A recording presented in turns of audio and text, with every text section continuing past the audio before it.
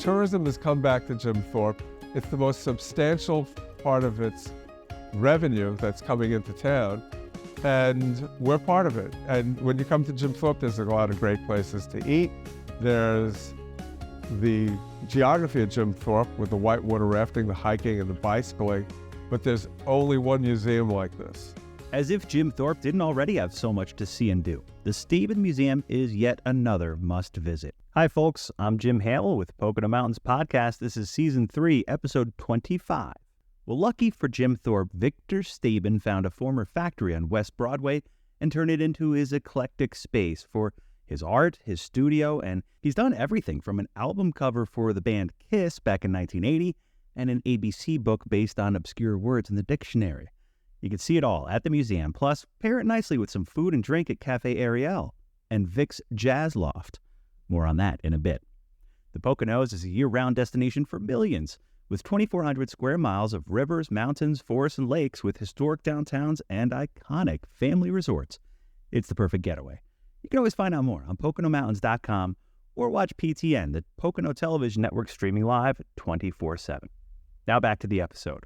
The Stabin Museum is expansive, with rooms full of Stabin's work, as well as a jazz loft, and the Stabin Museum even has its own neighborhood electric vehicle, or NEV, which transports visitors from downtown Jim Thorpe right to the museum. Here's a longer discussion with Victor Stabin for the upcoming November Pocono Mountains magazine. Enjoy. Hey everyone, Jim Hamill here with Pocono Mountains Podcast in downtown Jim Thorpe, and we are sitting in a beautiful art gallery, an amazing historic building all the way up Broadway. We're on West Broadway. We're on West Broadway. So far up Broadway, they called it West Broadway. West Broadway, yeah. So far up with the Victor Stabin. This is a museum, a restaurant. There's a jazz space here, and you guys have an electric cart that brings you through town. What don't you guys have? A neighborhood electric vehicle. Neighborhood electric vehicle. What don't we have? Yeah. Well, until this moment, we didn't have you interviewing me. And very astute. I'm just so thrilled about that. And by the way, you sound like a sportscaster. Every once in a while, I could pull that out, Victor. I really can. It's like something that I honed over the years. Okay. I think we should put on as many airs as possible. I like it. Let's get to it. So I'm just, as I mentioned previously, I'm a big fan of your work. You do great stuff here. And you are an artist, by craft, but obviously by your personality. Tell me about what it is that you love to do in the creation of all the things under this roof here. Okay, so that's a tremendously broad It is. and question that can be answered in many, many different ways. But I started out as an illustrator. I switched gears and became a painter. It's not a huge, it's not like I went from rescuing people in fires to doing something completely different. My metaphors are failing me at this Trading moment. stock. But yeah. Trading stock. So anyway, I started out as an illustrator, which involved painting every day. Now I'm a painter, which involves painting every day. The difference is, as an illustrator, you're kind of like a fireman in that bell rings, somebody has a job, you go put out the fire for them. As a painter, you have to wake up every day and you're answering your own questions, you're coming up with your own solutions. You have your own themes that you want to work on. I came to Jim Thorpe when I switched gears between the two careers because New York is a place, okay, I lived in New York for 48 years. I've lived here for 20 years. And one of the things, the reality of New York City is overhead. And when I came to Jim Thorpe, I was renting a space in this building that was about 1,600 square feet that was prohibitive in New York City. And so while I was here, the building came up for sale. The building's 16,000 square feet. And you asked me, what do I do as an artist? One of the things I do as an artist is I work on this building. And it's really easy to spend money when you're fixing up a building. This building was dilapidated. It was a money pit. And one of the things that we wound up doing here was The first thing I put into the building was a wood shop. My wife said to me, "What are you, a woodworker now?" And I said, "The whole building's coming out of this room." And as we walk around the building, you'll see custom bar stools. You'll see a box over a waterway that is just very often compared to falling water. Not confused with falling water, but compared to falling water. When we go into the jazz space, you'll see a door that's about 12 feet high. We made it here, right? And so I learned from the brilliant craftsman that I've met in Jim Thorpe, which is another thing that's happened to me since I've been here. I've met people who can make things, and we came from completely different backgrounds, but the thing that I really connected with a lot of the local talent was I like to make things, they like to make things. So I'm not talking about my artwork right now. I'm talking about this building. I work on the building during the day. I'm like the head of construction on the last word because I'm paying for everything. I make certain things, but I work with a lot of talented people. And every night, I work in my studio for at least 7 or 8 hours, and I have a very long day. And every day I walk into the studio that I have now, which I can't wait to show you, I pinch myself because when I lived in Manhattan, I lived in a 420 square foot apartment that I worked in and I lived in. And even though it was small, it wasn't that unusual. A lot of people live like that. And so now we have this 16,000 square foot edifice, which is from the 1860s. The building was originally a wireworks factory. They made steel cabling for the Brooklyn Bridge. So there's a lot of history here. It didn't start off with electricity. It started off with the waterway underneath the building. We celebrate the waterway by eating over it. You'll see the glass box. We never really came up with a name for the glass box. It's just like the glass box. And that was designed by me, made by these guys down the block. And when you sit at the glass box, you sit on these stools that, again, I'm talking about the stools too much. So that's a little bit of an answer. The other part of the answer would go along with looking at the stuff that I've made. And what I've made is started out doing my own paintings, but I had kids when I started out thematically working on a series of paintings that are called the Turtle series. While I was in the middle of it, or in the beginning of the middle of it, or near the beginning of it, my kids were being born. I was reading them a lot of ABC books. I made an ABC book that was inspired by the dictionary. So A wasn't for apple, A was for apperceptive accetina. And I know all of a sudden I'm speaking Greek and people are going, what did he say? But there's 73 words in the ABC book that you've never heard before. People from Allentown came here to go to the restaurant. They saw the museum part of the place. The people happened to be running the Allentown Art Museum. They gave me a one-man show dedicated to the book, which turned the book into a teaching curriculum because they sent me out as a itinerant artist all over the region. And every place I went, I had to come up with they said to me, give them an art lesson. First class I had was 26 kids. I said, we're going to make an ABC book. I had kids reading the dictionary to come up with visual ideas that led to a mastery of visual, conceptualizing visually. And kids were doing things they could never do before. And this, again, is something that's difficult to talk about, but very easy to see.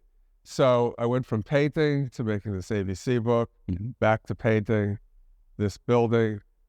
And then so many people came in here and saw the characters in the ABC book that they said, what are the stories? So I said, I'm not a writer, but enough people throw peanuts at you, you become an elephant, right? So I started to write stories that were just as long as Aesop fables, that are very short. And I turned the stories into animations. And my last animation got into 14 film festivals and won 4 gold awards. Even though I have 5 fingers up, it's only because I'm hopeful. So there's a lot going on, I got it. and that's a pretty long answer for my first question. Well, I don't know how you kind of went from, yes, the artist and the changeover from the New York space to here, the illustration, to what you do now in painting, but also you're an educator. You're somebody who kind of takes something like this and transforms it or utilizes it.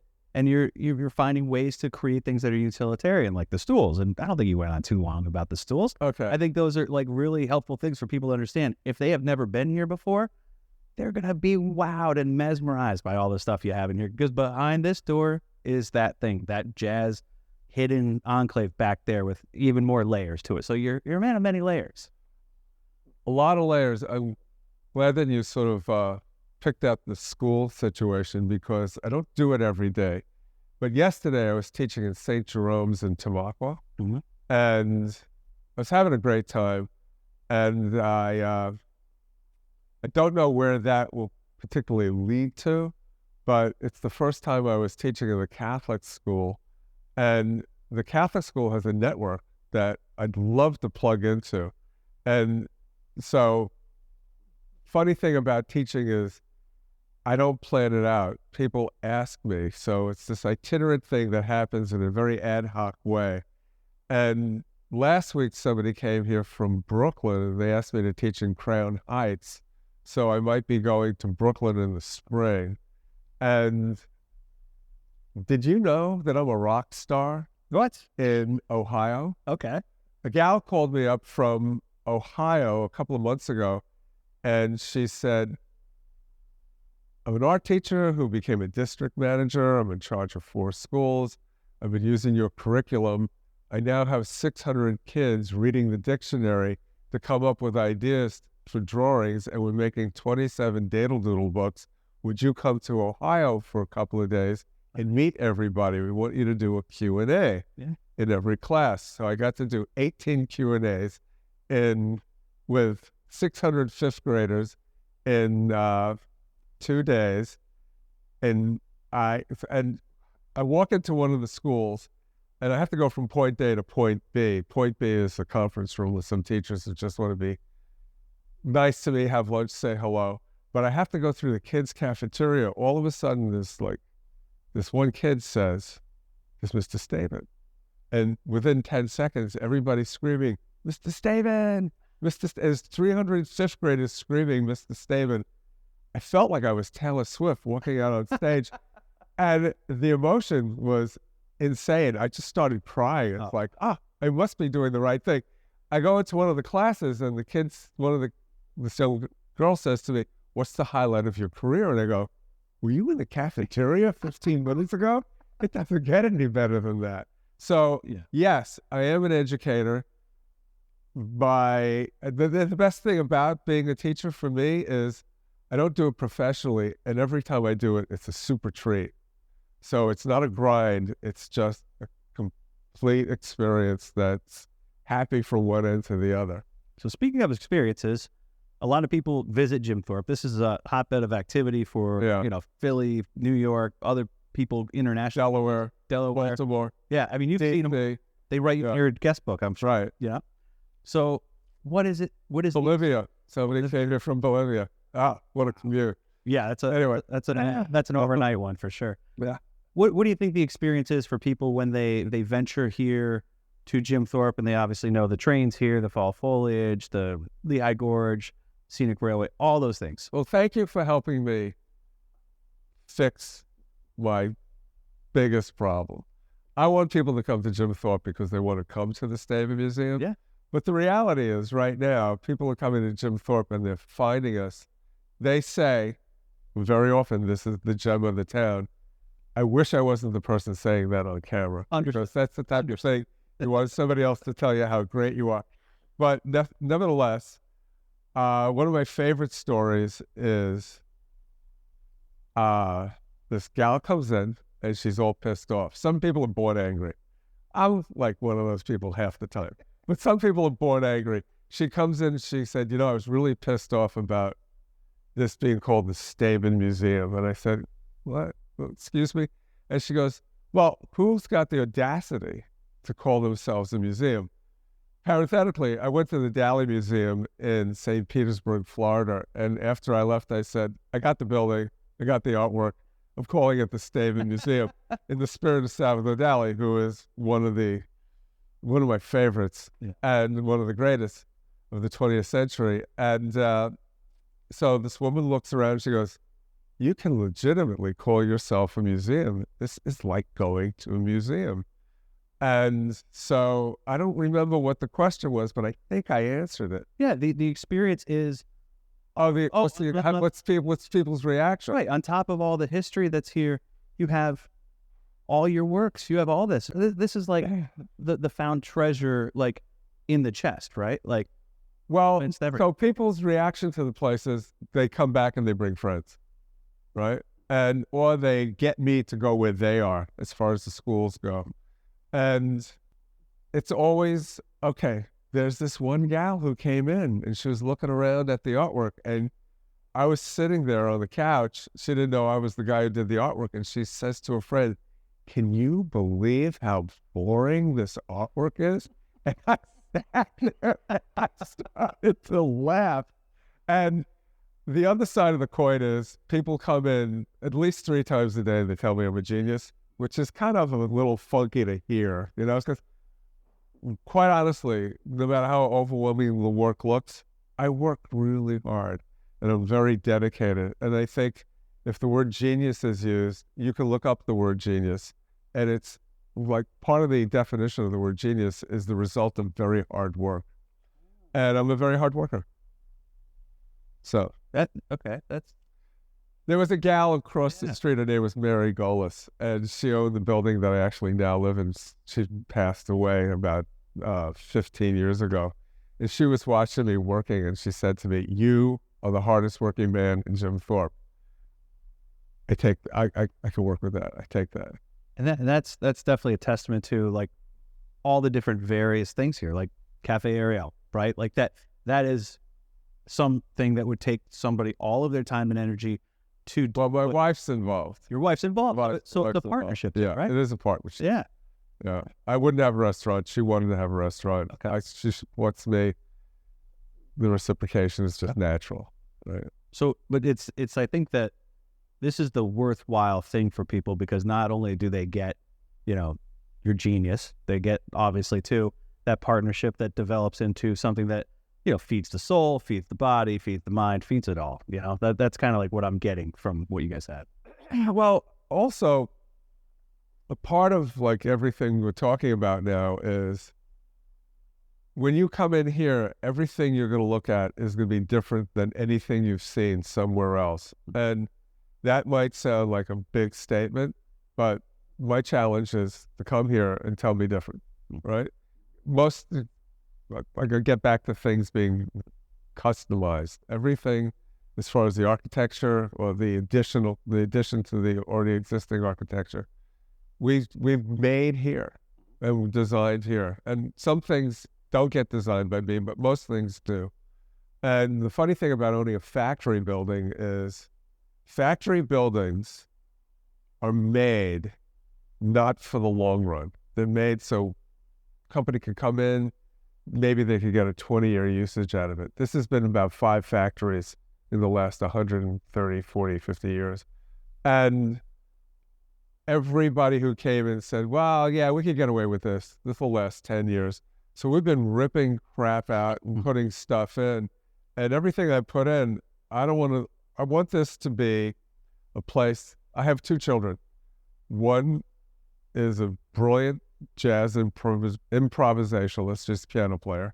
So it was natural for us I listen to jazz. She started listening to jazz. She plays jazz. So it was natural for us to have a performance space. And my other child, she's a visual artist, and she's 19 years old. Her name is Ariel. And her work eclipses the work that I did at her age. I look at her and I go, when they write about you, there's going to be a footnote that says, and this guy, Victor Stabin, was her father. And we heard that he painted as well. And my mom was a piano teacher. And my daughter, who is Skylar Stabin, she's a pianist. And so this building is being built to last hundreds. What we do, I want everything to last hundreds of years, right? Past their lifetime. And that was a chime in from Alexa. Alexa just heard she's something. listening Wanted to us. Double down on your. Listening to us. Yeah. I think we got a compliment from That was in her own little way, right?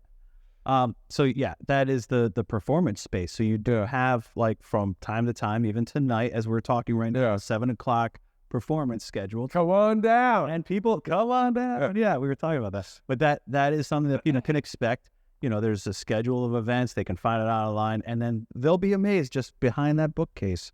There's more than meets the eye. We had, so that performance space used to be my studio space.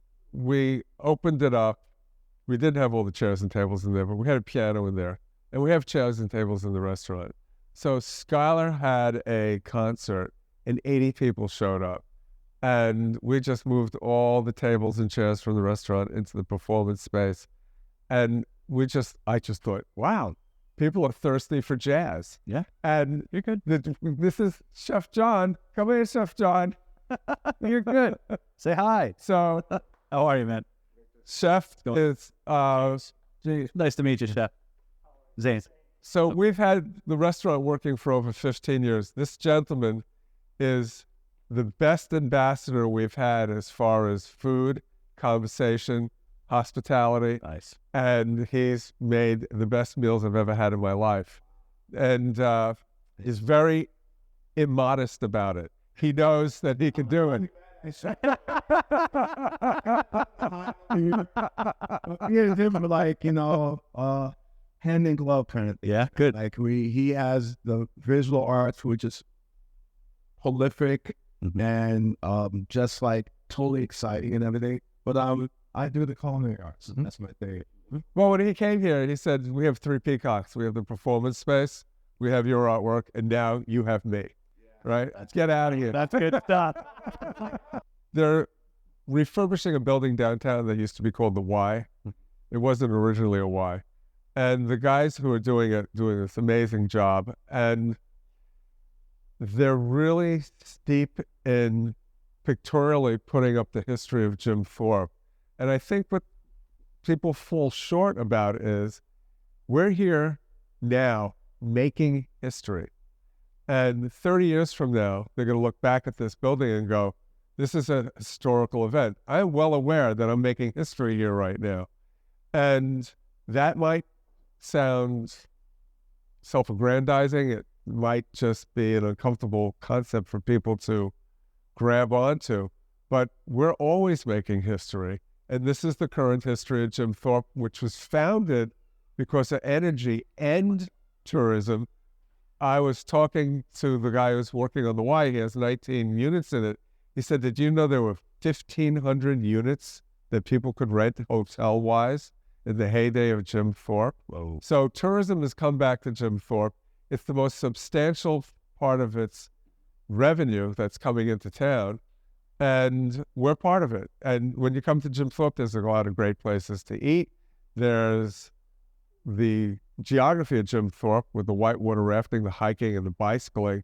But there's only one museum like this. And so I feel part of the history, the longer I stay here, the better it's going to get. It's as good as it gets now, but it's getting better. Except for my knees. From the podcast. Yeah. Well, let me tell you about the stools. Yeah. Because it's only the 3rd time I'm mentioning them. So we had wooden stools. You always have to mend them because people rock back and forth and they fall apart. So I started looking for metal stools. The cheapest thing I found that I thought was interesting looking was $400, but it wasn't worth $400 to me. So I've met all these fantastic craftspeople. And one of the craftspeople I met, well, I guess you would call them, well, he was a welder, but he was brilliant. He was an inventor. I designed a very, very simple stool made from pipe that was in the building. He welded the pipe together. I got these wooden tablets because I found out about where you could buy wood in the area that was exotic. So it came off these planks that were like 16 inches wide, 4 inches thick, and 16 feet long. And we made the tops of the stools out of them. And then I have a friend who has furniture that's in the Metropolitan Museum of Art. His name is George Ranelli. He's an architect. So George was my neighbor in New York. And I said, George, what do you think of my stool? And I said to him, like, one of the things about the stool is if you get into a bar fight, it's so heavy that you win because you'll just kill somebody if you hit somebody with it. George does not give compliments away because if George didn't make it, it's not as beautiful as it could be. But George did tell me that it's good to be sitting on a lethal weapon. He said it's good to have a lethal weapon under your arms. I love it. And that's the story of the bar stool. Let's talk real quick about the NEV, right? So, okay, that's something. Well, I'll talk to you about the NEV, but to me, the NEV is the lowest priority item in my life. I get it. And it's as Sell it better, Victor. Sell it even better. Feature of this place at times. People love hopping on this golf cart because, out of context, I mean, if you see a golf cart on a golf cart, golf course, no big deal. But if you see a golf cart coming through town, it's an event. And so, because of the nature of where we are and the parking situation in town, going down and scooping up people on the NEV has become a thing, and it's paying for itself. And in fact, it's the one thing that I refuse to do, okay? And the reason why I refuse to do it is because I just feel like if I'm going to be selling myself as an artist who makes exotic products and sells them at high prices, I cannot be a golf cart driver. And I know it makes me sound snooty, but everybody else is doing it. And my wife has been doing it. And at first she was like, what are we doing? Then she really enjoyed doing it.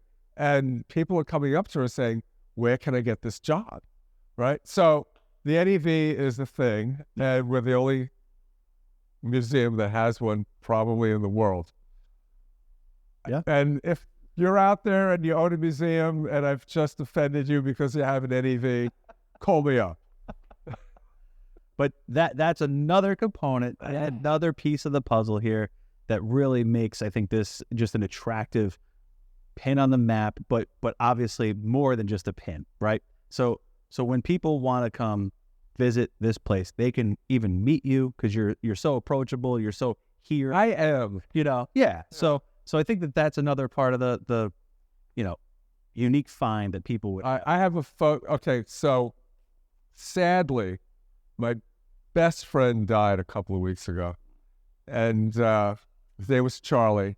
He had the best smile in the world. He had the most. You could come in and look around. Please, yeah. You know the background. Yes. Okay. Yes. And so, thank you. Charlie passing was a watermark, but things happened, and okay, Charlie leaving was a watermark. A couple of days after he passed, there was a 130-pound poodle in the restaurant, and everybody loved this poodle. And the poodle had a great personality. And I looked at the poodle, and I said, "Charlie's been reincarnated, right?" And I even told his daughter and his wife, I said, "Charlie's okay, right?" And I took a picture of myself with the poodle. His name was Bob. Okay. And he's sitting next to me in the NEV. And I'm going to give you, I'll text you the photograph. Please. So even though I might have spoken about the NEV like, well, I'm not going to drive it, you'll never see a happier picture of me than of me sitting next to Bob, the reincarnation of my friend Charlie, in the front seat of the NEV. Okay? So. Yeah. But that's the thing, I didn't know I was a Hindu. Yeah. Yeah. But I appreciate that too from a standpoint of, just reaching out to discover more about the Stabin Museum, you in particular. But then it's like, it just seems like you're very invested here. And that is what people will take away from, their experience here. Do you know where you're going to die? I don't know where I'm going to die. I know where I'm dying. I know it's happening. I know I'm dying in Jim Thorpe. That's good. Yeah. So if that counts for anything. It does. James, ask me about Kiss. So Victor, was there a time in your life where you were able to provide for an internationally renowned band something that they could utilize to promote their music? Are you talking about the fact that I did a Kiss album cover 43 years ago? I am talking about that. So here's the funny thing about the Kiss album cover. I did the Kiss album cover, and as soon as I did it, I thought to myself, well, that's kind of an accomplishment because that's a huge client. But I did say to myself, should you be doing your own work? And it was like one of these moments where I thought, as great as it is, I should really be doing my own work. But that doesn't matter how I feel. Every day for the last 43 years, somebody has come over to me to remind me that I did a Kiss album cover. I also did 9 stamps for the United States Postal Service. But I'll give you a very small example. I'm walking down the street in San Francisco with a friend of mine that I went to college with 3 years ago. San Francisco really is a small town because it has neighborhoods. So we run into somebody he knows. He goes, oh, George, this is my friend Victor. He did a Kiss album cover. It's like, you know me for 40 years. Is that it? He goes, that's it. So that could be an ending. I don't know. But maybe dying in Jim Thorpe is a better ending. I was going to say, we're going to have to pick them. We're going to have to pick them. Yeah. Okay. Flip a coin. All right. Victor Stabin here at the Stabin Museum and Gallery and Cafe Ariel and Jazz Performance Space and so many other things. I thank you for joining us here on Pocono Mountains Podcast. And of course, watch for this segment on Pocono Television Network. And thank you, as always, for all you do for the Jim Thorpe. I have one last soundbite. I want to hear it. People come in all the time and they go, is Victor Stabin still alive? I think so. If you call this living. All right. Good stuff. The Stabin Museum, Cafe Ariel, and Vic's Jazz Loft. An experience unlike anything else. Meet the artist, Joan, his wife, and the great people at the museum, cafe, and jazz loft soon when you visit Jim Thorpe. Thanks for listening to Pocono Mountains Podcast. We'll have a new episode each week highlighting lots of the fun things you can experience while you're visiting the Poconos. Subscribe to Pocono Mountains Podcast and leave a review and or comment on whatever platform you listen. In the Pocono Mountains, a new season is just around the corner. And no matter what the season, there's always something exciting happening. Winter, spring, summer, or fall. The 4-season Pocono Mountains. Visit us at PoconoMountains.com. We're back. Thanks for listening to Pocono Mountains Podcast. I'm Jim Hamill. Now for a Pocono Mountains Podcast Extra. Recently, our Brianna Strunk went live for Final Fridays Live on PTN at the Hotel of Horror in Saylorsburg. Our next Final Fridays Live is October 27th, 2 p.m. on the Storebridge line. Until then, enjoy this spooky feature on the haunted attraction right here in the Pocono Mountains. Enjoy.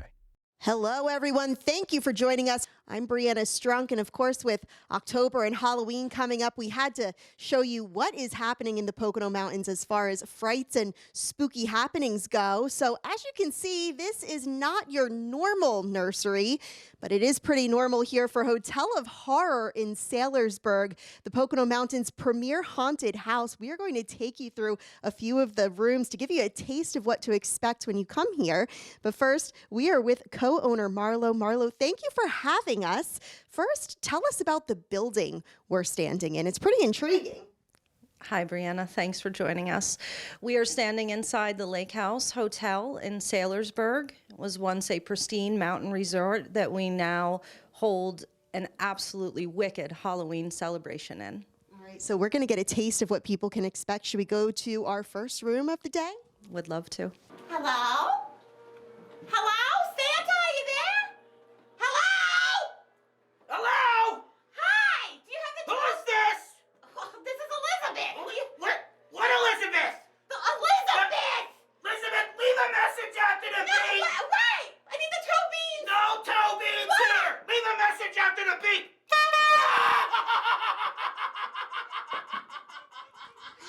Wow, that was pretty creepy. Is this what we should expect at Hotel of Horror, seeing all these live actors and going through different rooms? Yes, absolutely. We are chock full with some of the most amazing spooky talent in the business.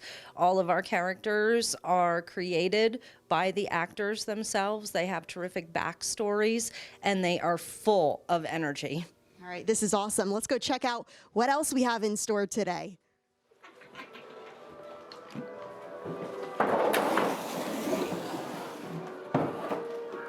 And just how many rooms and actors can somebody experience every night? Oh boy, there are dozens and dozens and dozens of staged rooms here at the Lake House. And at full cast, we are at over 50. They are having conversations of coming here and taking everything we know and flipping it on its head. Tell us about this room in particular. This is one of our more detailed rooms. All of the staging is handmade by myself, my husband, and a few members of the staff. We take our time kind of studying the theme of each room and shopping and curating from things like flea markets, curiosity shops, auctions, and strategically putting the rooms together to really give the guests an authentic experience, something that they won't see anywhere else.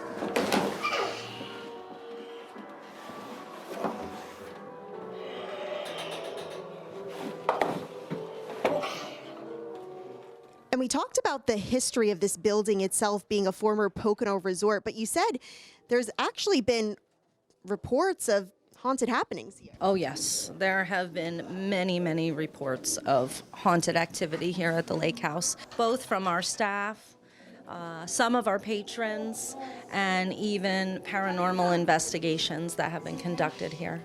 Or perhaps to speak to the dead. Be warned, your future is dark, wrought with pain and questionable temptations.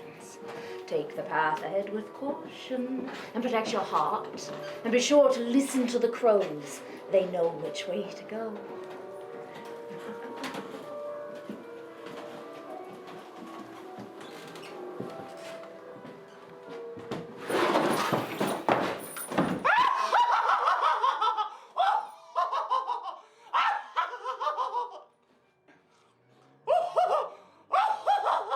Wow. And there you have it. We went through just a few of the many rooms here at Hotel of Horror in Saylorsburg.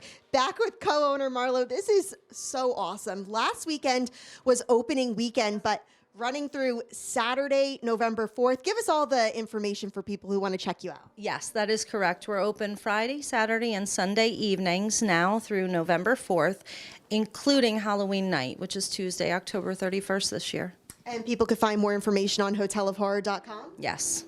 And of course, with Halloween coming up, month of October, people are always looking for something a little different, a little spooky to do. What makes Hotel of Horror so different from anything else out there? The vintage location and the all original characters. And tell us how you got into this, because this is with you and your husband, and of course, all of the different actors and characters, and it's really like one big family, but you put on quite the show.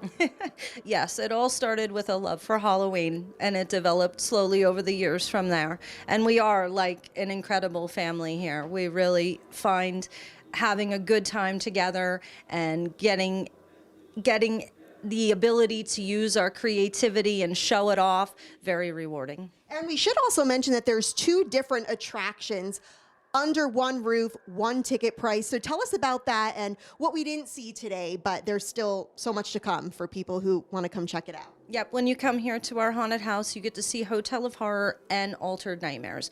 Both are walk-through attractions, live actors, award-winning sound and lighting, both here under one roof at the Lake House Hotel. Why don't you say we sit down to dinner? I think we should end with a little dinner. What do you think's on the menu tonight, Marlo? A lot of spooky fun. A lot of spooky fun. So check out hotelofhorror.com. Make sure to get your tickets and come on out. Open every Friday, Saturday, Sunday, and of course, October 31st, Halloween night as well. We hope you make this part of your Halloween experience in the Pocono Mountains. We hope this got you in the mood for Halloween and October. I'm Brianna Strunk, and for Marlo, thank you so much for having us. We appreciate your time. Thank you, Brianna, and happy Halloween.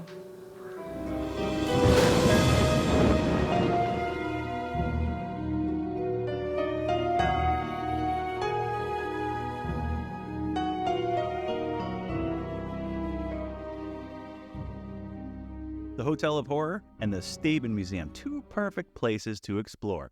Open your minds and enjoy your fall here in the Pocono Mountains. I hope you enjoyed Pocono Mountains podcast. Please remember to subscribe anywhere podcasts are available.